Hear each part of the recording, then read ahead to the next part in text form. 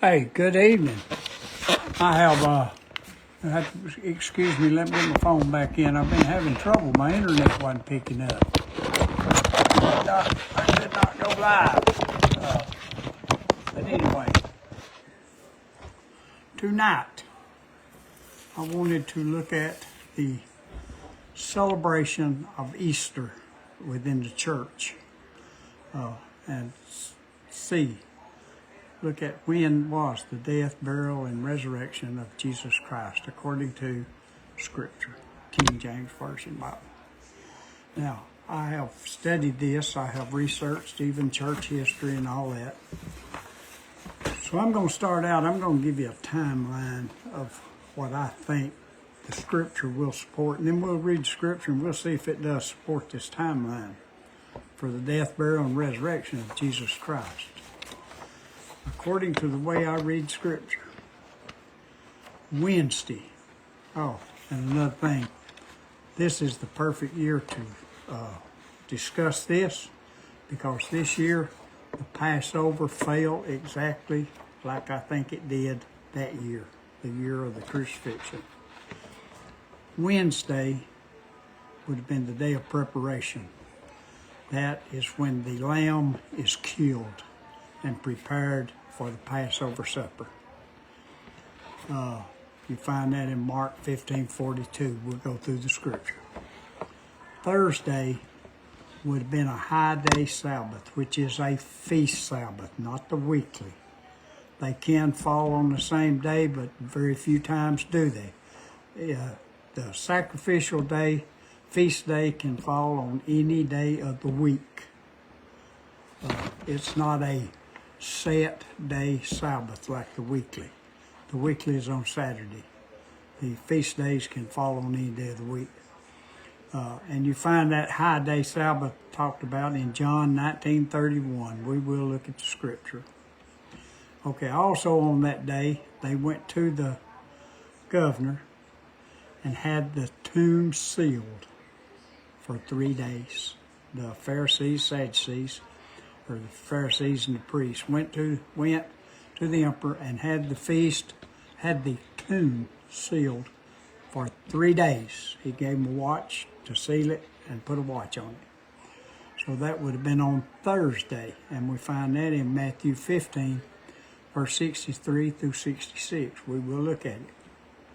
On Friday, the women prepared their spices and ointments. That would have been the second day of the sealed tomb, Friday. That would have been the day they used that day between the Sabbaths to prepare their ointments and spices, and then rested on the Sabbath as was commanded before they went to the tomb on Sunday. Anyway, you'll find that on Luke 23, verse 54 through 56. Saturday would have been the weekly Sabbath. That would have been the third day of the sealed tomb. It would also, according to this timeline I've got here, it would have been the end of the 3 nights and days of Jesus being in the grave. So Sunday, when the ladies took their spices and ointments and went to the gravesite, he was already empty. He had already risen. The tomb was empty. Sunday would have been day 4, so the tomb could have been unsealed Sunday. In my opinion, and I think the Scripture supports it, we'll look at it and see, is that Jesus was buried at the beginning of the Sabbath on Thursday and rose at the end of the weekly Sabbath, Saturday. Sunday, he was already risen. Now, we'll look at the Scripture and we'll see if that, we'll go through the book here and see what the Scripture, see if it supports it or not. Okay. 1 Kings 12, verse 32 and 33 is when the nation of Israel was divided. Jeroboam got 10 tribes. Jeroboam got 2. He got Judah and Benjamin. Anyway, in Jeroboam, when they divided, Jeroboam decided that if the people went back to Jerusalem to keep the feast days, then they would turn on him and kill him and go back to Judah. So he made gods of golden calves. And he ordained that Jeroboam ordained a feast in the 8th month, on the 15th day of the month, like unto the feast that is in Judea. It was a counterfeit feast to offset the one offered in Judea, and he offered upon the altar. He did so did he in Bethel, sacrificing unto the calves he had made, and he placed in Bethel the priests of the high places which he had made. So he offered upon the altar which he had made in Bethel the 15th day of the 8th month, even in the month, now this is what we need to look at, which he had devised of his own heart, and ordained a feast unto the children of Israel. He offered upon the altar and burned incense. So this holiday was a day he set aside of his own heart, because it was not what God commanded. So Jeroboam created a god and a date for it to be worshipped. It was to replace the feast held in Judea, which was commanded by God.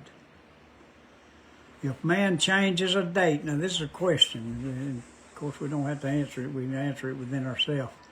If man changes a date set by God to one of his own heart, are we also guilty of creating a different God to worship on that day?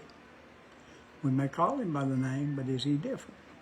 We know from Scripture that God said that this Jeroboam doing all this caused Israel to sin. And is the church guilty of the same thing if we participate in it? That's a question for everyone to ask themselves and come to their own answer. I'm not trying to tell you yes or no. I'm not picking right and wrong. Matthew 15, 7 through 9, Isaiah said, "You hypocrites," Jesus speaking, "well did Isaiah prophesy of you, saying, This people draweth nigh unto me with their mouth, and honoureth me with their lips, but their heart is far from me. But in vain do they worship me, teaching for doctrine the commandments of men." I think in Mark he says they're taught to fear him through the precepts of man. But anyway, Jesus is speaking to a religious people here who is using the temple or the church and worshiping the God of Israel. We got to worship in truth according to Scripture and not man's interpretation of what it should be. In Matthew 12:38 through 40, says, "Then came one of the certain," now we're getting into Easter here. "Then certain of the scribes and Pharisees answered him, saying, Master, we would see a sign from thee. But he answered and said unto them, An evil and adulterous generation seeketh after a sign, and there shall no sign be given it, but the sign of the prophet Jonah. For as Jonah was 3 days and 3 nights in the whale's belly, so shall the Son of Man be 3 days and 3 nights in the heart of the earth." If we're to believe this verse, then we must accept that Jesus was in the grave 3 whole days and nights, not 2 nights and 1 day. Now, a biblical day starts, as an example, at 6 o'clock in the evening until 6 o'clock the next evening. 1 evening and 1 morning is 1 day according to Genesis. A day according to the Roman Church and followed by the Protestant Church is from midnight to midnight. God said it's an evening to evening. An evening and a morning is 1 day. That's in Genesis 1:5. Exodus 12, verse 3 and 6, and then 15 to 16. Moses says, "Speak ye unto all the congregation of Israel, saying, In the 10th day of this month, they shall take to them every man a lamb according to the house of their fathers, a lamb for an house." And we know in this sacrifice, that lamb going to be Jesus Christ. And you shall keep it up until the 14th day of the same month. That would be the day of preparation.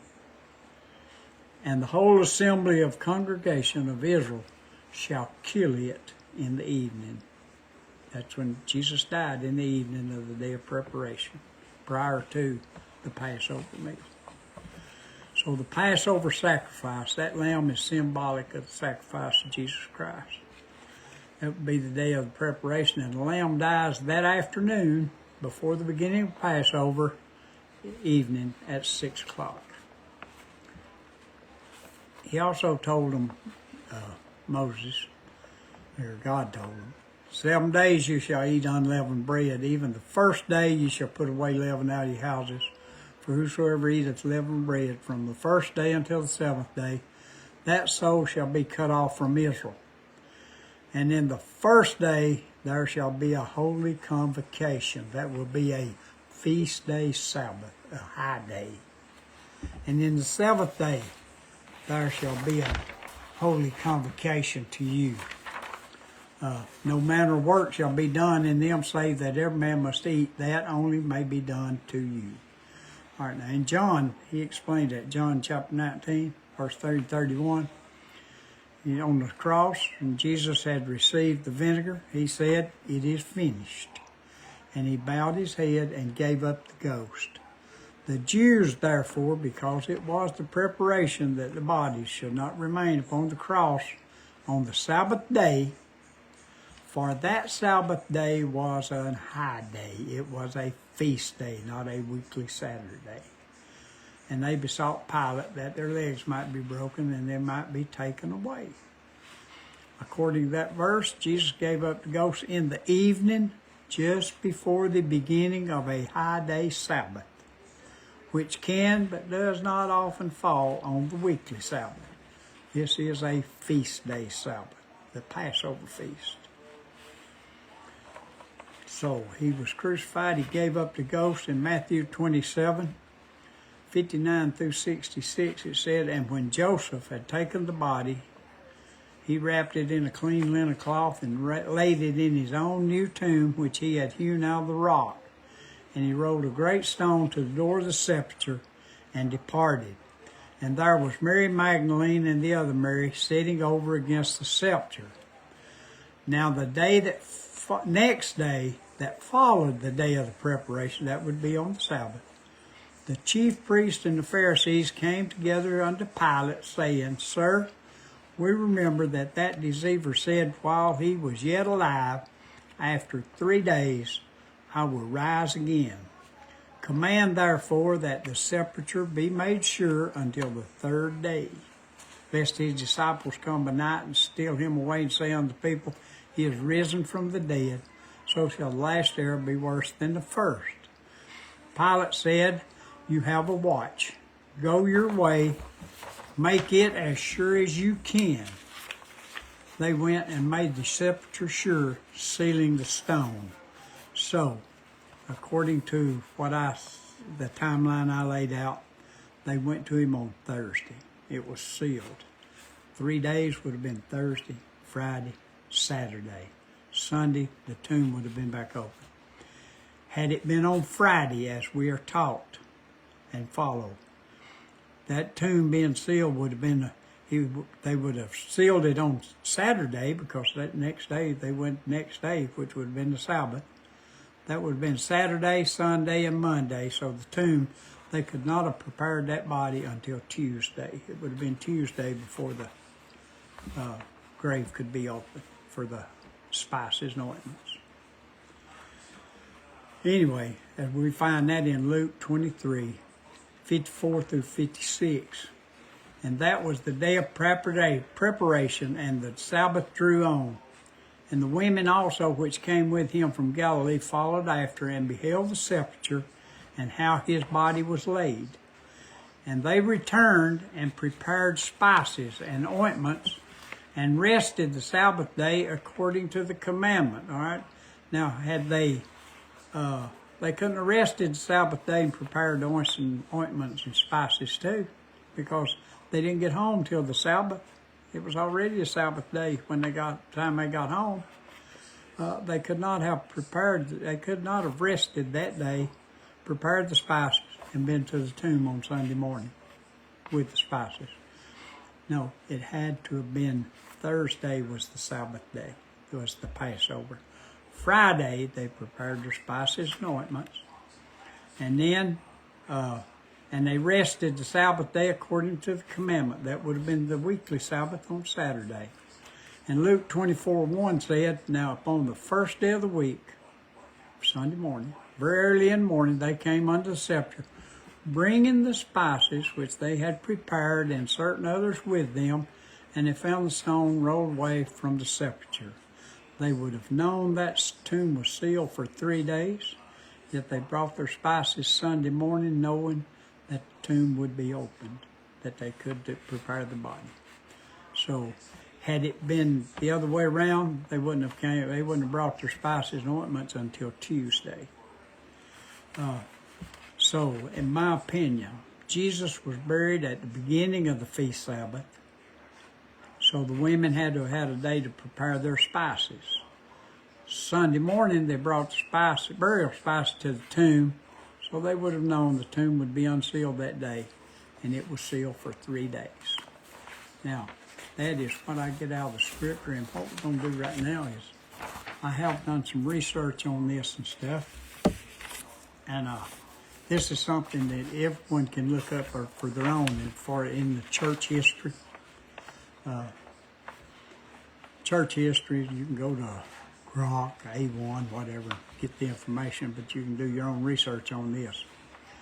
All right, now, up until the 4th century, Easter's dating was based on the Jewish calendar and the date of Passover. It was a Passover celebration, that's what it was. In the year 325 AD at the Council of Nicaea, church leaders decided to create a way to date Easter that could be independent of Jewish influence.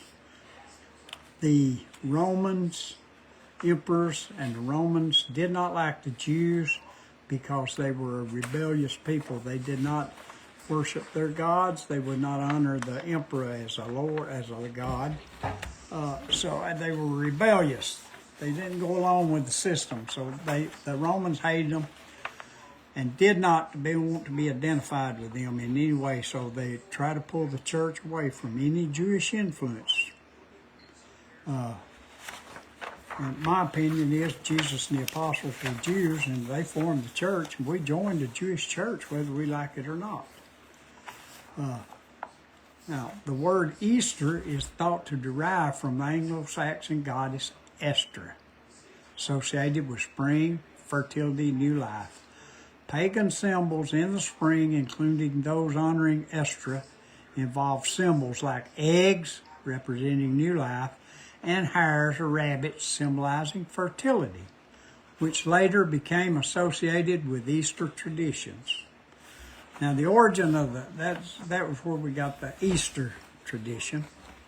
Now, the origin of the Sunday worship, while early Christians may have also observed the Sabbath, which would have been Saturday, the emphasis shifted to Sunday, marking a distinct Christian identity and practice. The church wanted its own identity, and it wanted nothing to do to reflect as being Jewish. The Roman Emperor Constantine's decree in 321 AD established Sunday as a day of rest. That's when we got the Lord's Day being on Sunday. Further solidified the practice of Sunday worship in the Roman Empire.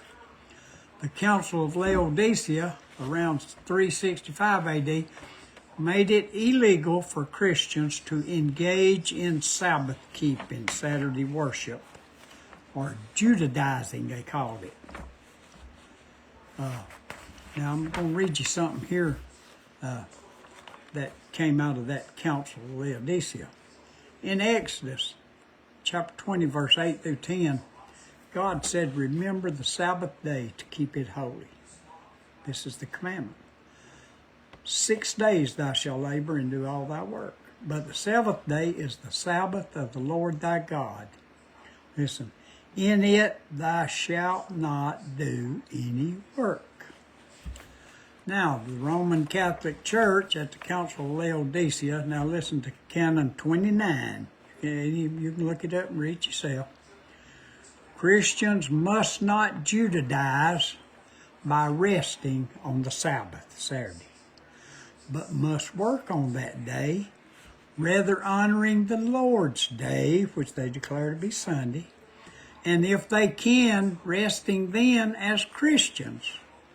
But if any shall be found to be Judaizers, let them be anthema from Christ. Let them be separated from Christ. Have nothing to do with Christ. So, God commanded that it be kept, no work done on Saturday.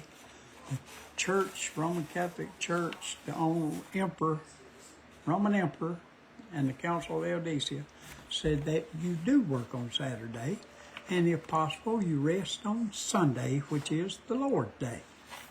Now, that takes me back to the scripture of Matthew over there, 15, 7 through 9, where Jesus is talking, and he said, Ye hypocrites, well did Isaiah prophesy of you, saying, This people draw nigh unto me with their mouth, honoreth me with their lips, but their heart is far from me. But in vain do they worship me, teaching for doctrines the commandments of men. Now we have King James Bible scripture teaching, and we have Roman Catholic Church teaching. And a man can follow just whichever way he wants to go on it. But anyway, I did the research, and back in 1924, the year of 2024, Passover was on April the 22nd. That was when the Lord was sacrificed. Easter was celebrated on March the 31st. So that date had no connection to Passover. That is the spring equinox and the celebration of Istrus, the goddess of fertility. Now that's my take. It's not meant to. I hope it's meant to make you interested, if you're interested, and do your own research, do your own study, come to your own conclusion through prayer and study of the Scripture. Don't let man, and hey, I've been led of man since I was a little bitty kid, but we've got to get away from that. We've got to get into the Scripture and let the Scripture be the guide, and not man. And I don't mean to be down on anybody or any bad reflection on anybody. What I want is everyone to take responsibility for their own relationship through prayer and study of the Scripture. Now, I guess I've done just messing up here for one night, so Lord willing, maybe I'll come up with something, have something next Monday night. My internet was messed up there at 7 o'clock, and at 6 o'clock, and I could not get started. It would not go live. It wouldn't let me. It said no internet connection. I don't know what it was. I think my phone going bad. Maybe y'all need to pray for my phone, me with it. See you next.